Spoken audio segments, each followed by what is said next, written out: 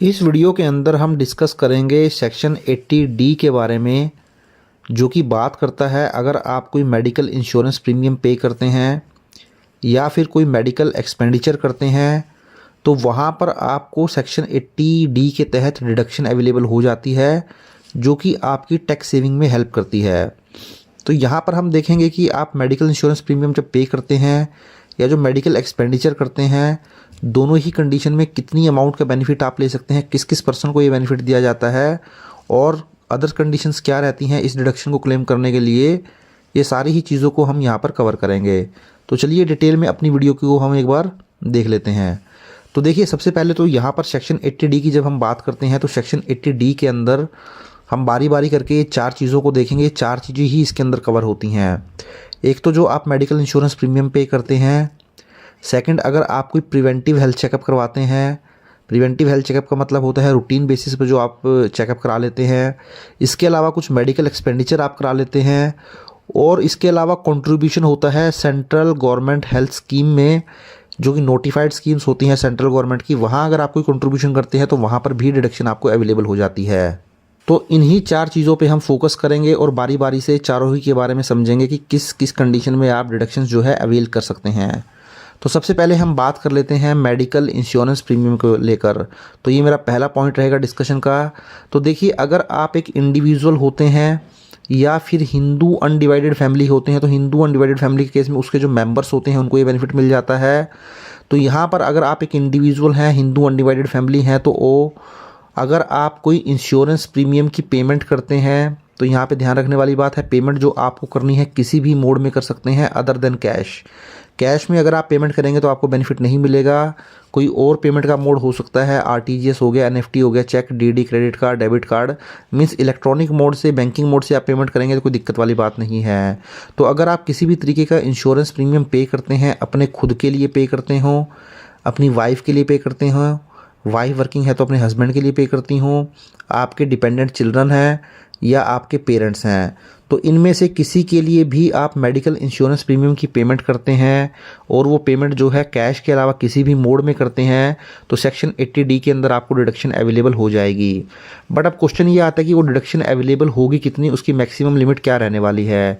तो चलिए वो मैक्सिमम लिमिट हम देख लेते हैं, कितने डिडक्शन आप जो है क्लेम कर सकते हैं।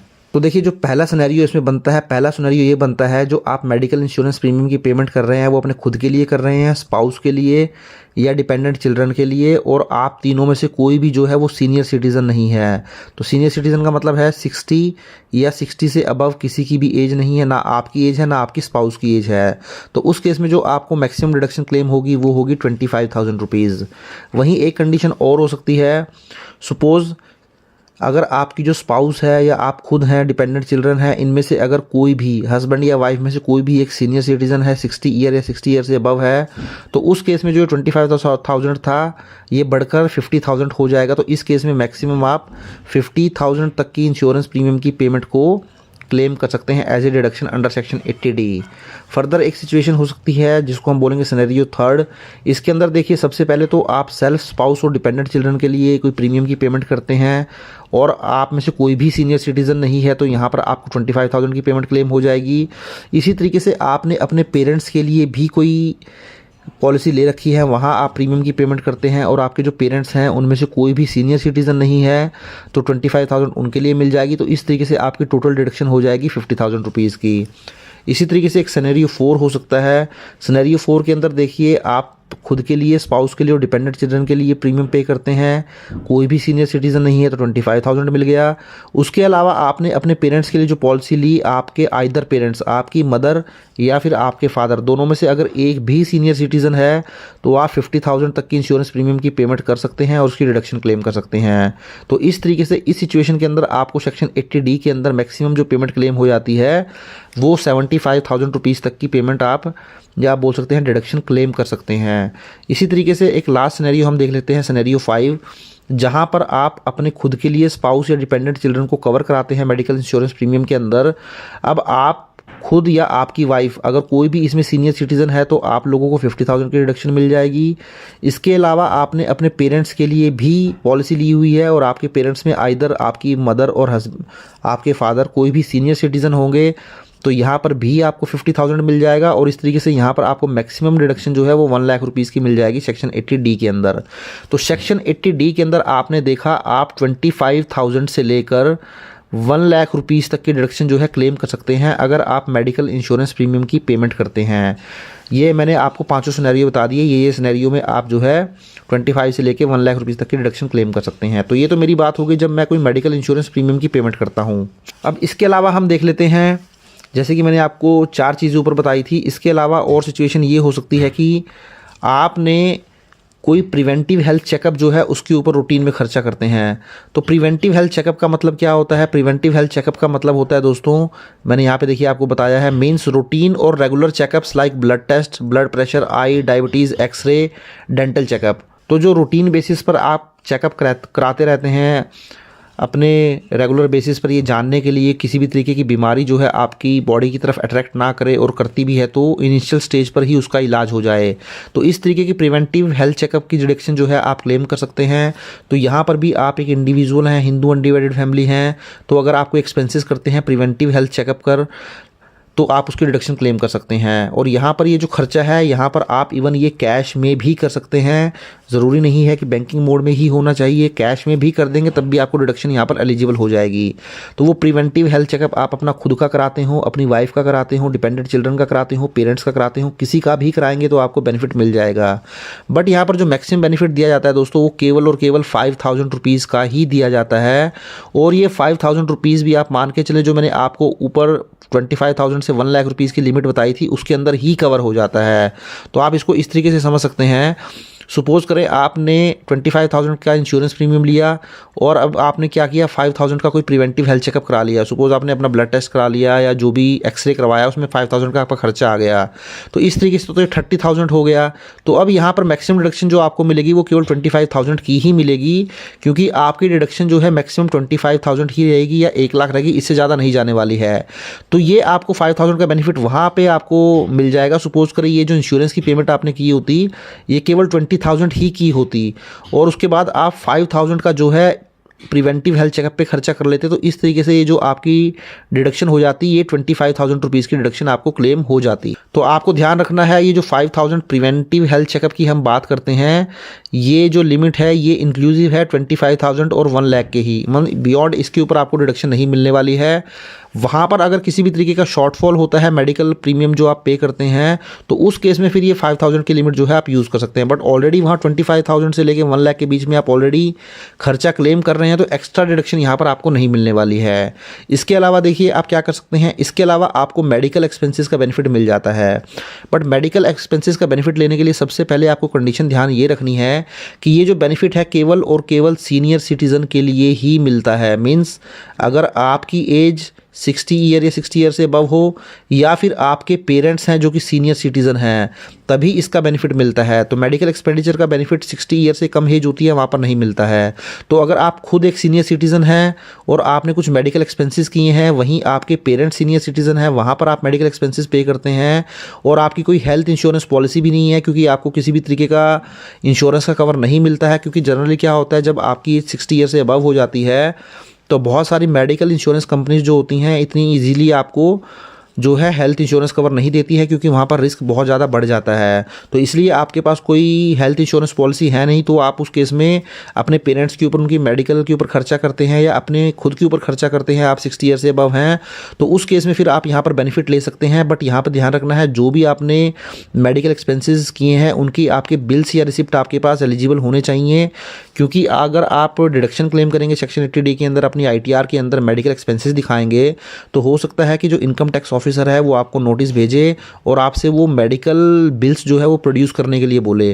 तो इसलिए आपको अपने जो मेडिकल बिल्स हैं वो संभाल कर रखने हैं। और यहाँ पर भी जो आप डिडक्शन क्लेम कर सकते हैं वो 50,000 तक की डिडक्शन क्लेम कर सकते हैं।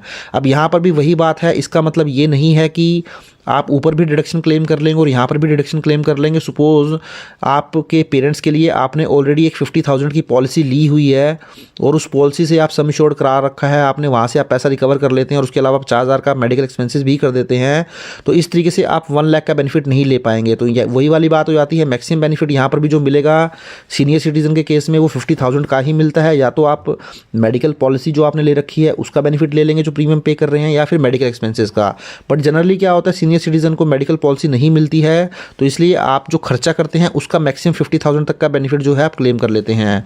तो मैं आपको एक बात ज़रूर बताता चलूँ, जो मैंने आपको ये ऊपर 5 सिनेरियो बताए थे खर्चे के, कितना आप डिडक्शन क्लेम कर सकते हैं, हर सिचुएशन में यही डिडक्शन आपको क्लेम होगी, चाहे आप मेडिकल एक्सपेंडिचर कर रहे हों, चाहे आप प्रिवेंटिव हेल्थ चेकअप कर रहे हों, इससे बाहर आप नहीं जा सकते हैं। तो जब हम 50,000 की मैक्सिमम डिडक्शन बोलते हैं सीनियर सिटीजन के लिए, तो उसका मतलब यही है, या आपने पॉलिसी ले रखी हो तो 50,000 क्लेम कर लें या फिर खर्चा कर लें। अगर आपने दोनों ही कर दिया तब भी आपको मैक्सिमम 50,000 तक ही मिलेगा।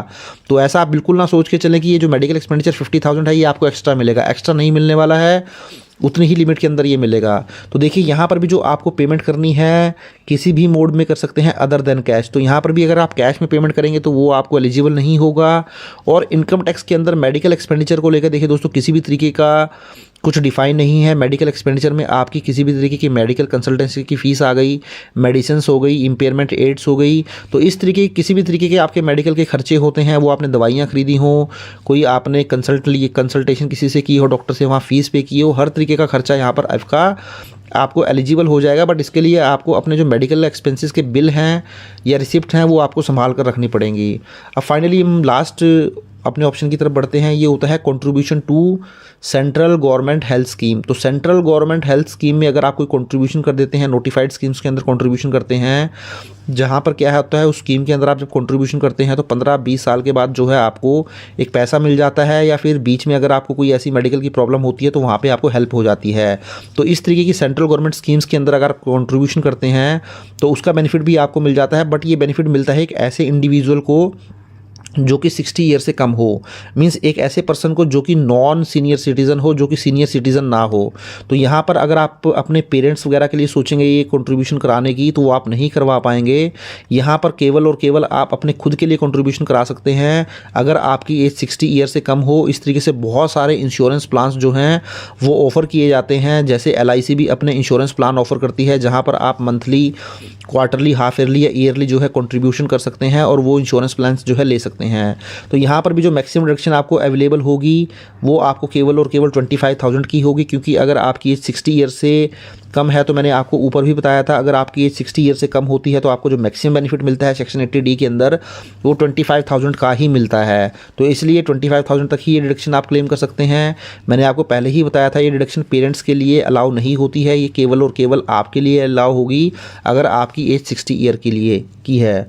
तो इस तरीके से देखिए दोस्तों, ये बहुत सारे पॉइंट्स मैंने कवर किए और फाइनली अब मैं कुछ अदर इंपॉर्टेंट पॉइंट्स जो है डिस्कस कर लेता हूँ, क्योंकि बहुत सारे लोगों को इसको लेकर जो है कन्फ्यूजन हमेशा बना रहता है।